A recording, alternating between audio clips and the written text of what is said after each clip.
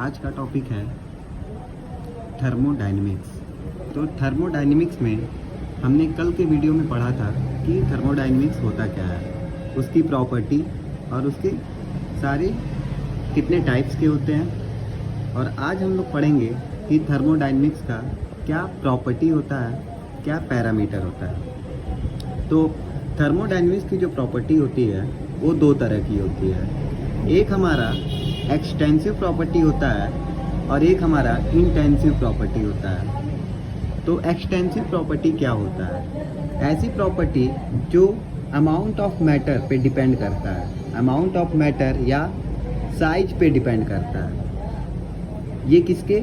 ये हमारे जो भी सिस्टम है उसके साइज पे डिपेंड करता है या तो हमारा अमाउंट पे डिपेंड करता है। तो जैसे कि एग्जांपल से अगर हम समझे तो हमारा जो एक्सटेंसिव प्रॉपर्टी में हमारा वॉल्यूम हो गया, मास हो गया, heat capacity, energy all types के एनर्जी हमारे क्या होते हैं? एक्सटेंसिव प्रॉपर्टी होते हैं। एनर्जी में क्या क्या आ सकता है? हीट आ सकता है, वर्क आ सकता है, एंथैल्पी आ सकता है, हमारा एंट्रोपी, गिव्स फ्री एनर्जी या इंटरनल एनर्जी। जितने तरह की एनर्जीज हैं वो सारे हमारे क्या होते हैं? एक्सटेंसिव प्रॉपर्टी होते हैं। फिर इसके बाद हमारी आती है इंटेंसिव प्रॉपर्टी। इंटेंसिव प्रॉपर्टी क्या होती है?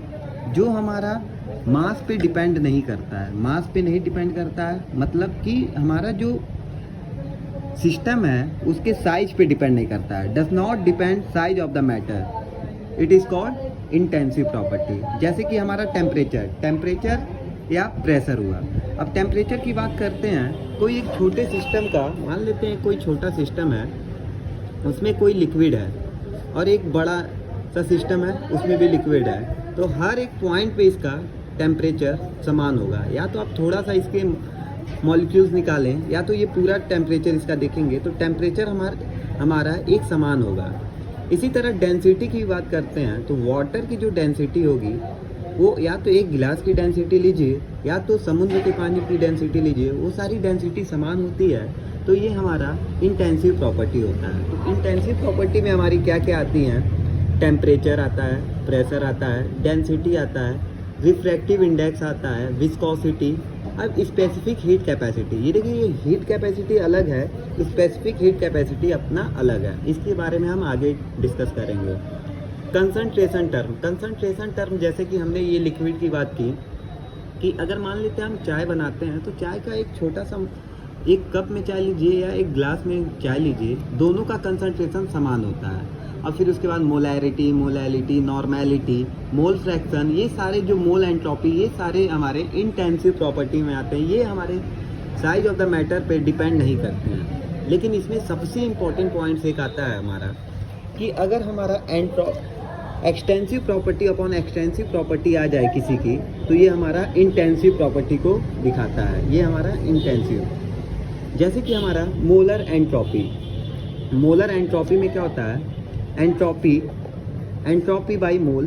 तो ये क्या होता है? एंट्रोपी भी हमारा क्या होता है? एक एक्सटेंसिव प्रॉपर्टी होता है और जो मोल होता है वो भी हमारा एक्सटेंसिव प्रॉपर्टी होता है और दोनों मिला के हमारा क्या होता है? इंटेंसिव प्रॉपर्टी होता है। ठीक, तो यहाँ तक हमारा बातें क्लियर हो गई। इसके बाद हमारा आता है स्टेट वेरिएबल या स्टेट फंक्शन। स्टेट वेरिएबल या स्टेट फंक्शन होता क्या है?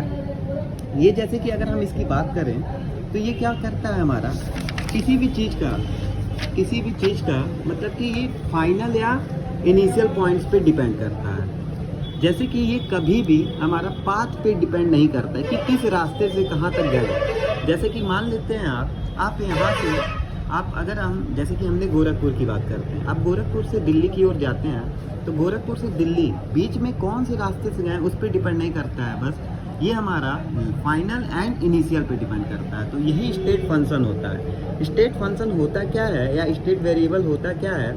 ये हमारा पाथ से कोई मतलब नहीं होता है। पाथ से कोई मतलब यहाँ से देखिए, ये ग्राफ P वर्सेस B के ग्राफ में, वॉल्यूम के ग्राफ में देखते हैं हम, ये मान लेते हैं A पॉइंट है और B पॉइंट है। तो A से B पे गए तो हमको पाथ से नहीं मतलब है, हमें बस मतलब क्या है? हमारा क्या स्टेट, फाइनल स्टेट और इनिशियल स्टेट से मतलब है। मतलब कि जो, और ये होते क्या क्या हैं? Pressure, temperature, volume, number of moles, entropy, enthalpy, internal energy, gives free energy, all types of energy या ये जो हमारे होते हैं ये हमारे स्टेट वेरिएबल या स्टेट फंक्शन होते हैं, जो कि हमारा केवल और केवल इनिशियल एंड फाइनल स्टेट पे डिपेंड करता है।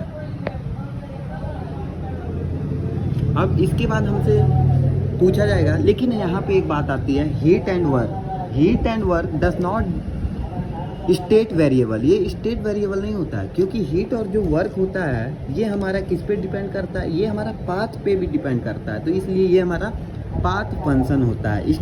कौन? Heat and work. Heat and work हमारा पाथ फंक्शन होता है, लेकिन टेम्परेचर हमारा डेल्टा TF माइनस TI, मतलब T final minus T initial, E internal energy भी E final minus E initial, delta S entropy, S final minus S initial. अब इसके बाद हम लोग चलते हैं एक नए टॉपिक पे, साइक्लिक प्रोसेस। यहाँ तक तो हमारा एक्सटेंसिव इंटेंसिव स्टेट वेरिएबल हो गया, पाथ वेरिएबल हो गया। अब इसके बाद हम लोग चलते हैं साइक्लिक प्रोसेस। साइक्लिक प्रोसेस का मतलब, जैसे कि आप किसी भी पार्क में हैं, एक पूरा चक्कर लगा लिए, तो एक पूरा चक्कर लगा लिए तो आप एक इनिशियल स्टेट पे फिर से आ गए, तो ऐसे स्टेट को हम लोग क्या करते हैं? साइक्लिक प्रोसेस करते हैं। जैसे कि मान लेते हैं हम ये पॉइंट A है, A से हमने गए B पे, और B से फिर C पे, और C से फिर हम फिर कहाँ पे आ गए? D।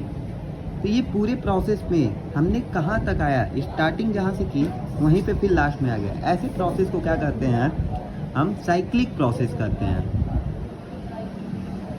सेम स्टेट में आ जाता है। जैसे कि वहाँ साइक्लिक प्रोसेस मतलब कि कांस्टेंट है, ना तो वो बढ़ेगा ना तो वो घटेगा, मतलब क्योंकि ये स्टेट फंक्शन पे होता है। तो स्टेट फंक्शन हमारा फाइनल और इनिशियल पे डिपेंड करता है। तो फाइनल इनिशियल भी हमारा ए था और फाइनल में भी हमारा ए पे आ गया। हमने कौन सा पाथ डिसाइड किया उस पर डिपेंड नहीं करता है। तो इसलिए हमारा जो डेल्टा P होगा, डेल्टा E होगा, डेल्टा S होगा, डेल्टा T होगा, डेल्टा V होगा, ये सारे जीरो होंगे। मतलब कि जितने भी स्टेट फंक्शन होंगे साइक्लिक प्रोसेस में क्या होंगे? जीरो होंगे, क्योंकि ये हमारा फाइनल एंड इनिशियल पे डिपेंड करता है। लेकिन हमारा जो हीट एंड वर्क है does not equals to zero in cyclic process, because delta Q not equals to zero, क्योंकि ये हमारा पाथ फंक्शन है, ये हमारे पाथ पे भी डिपेंड करेगा, और जो पाथ पे डिपेंड करता है वो हमारा साइक्लिक प्रोसेस नहीं होगा। उसमें साइक्लिक प्रोसेस में वो टर्म जीरो नहीं होगा, लेकिन जो स्टेट फंक्शन होता है वो साइक्लिक प्रोसेस में हमारा जीरो के इक्वल होता है। तो ये हमारा साइक्लिक प्रोसेस होता है। तो साइक्लिक प्रोसेस यहाँ तक हो गया। In any cyclic process change in state variable zero, delta W equals to zero, not equals to zero होगा, क्योंकि ये पाथ फंक्शन है। अब इसके बाद होता है types of process. Types of process अगले लेक्चर।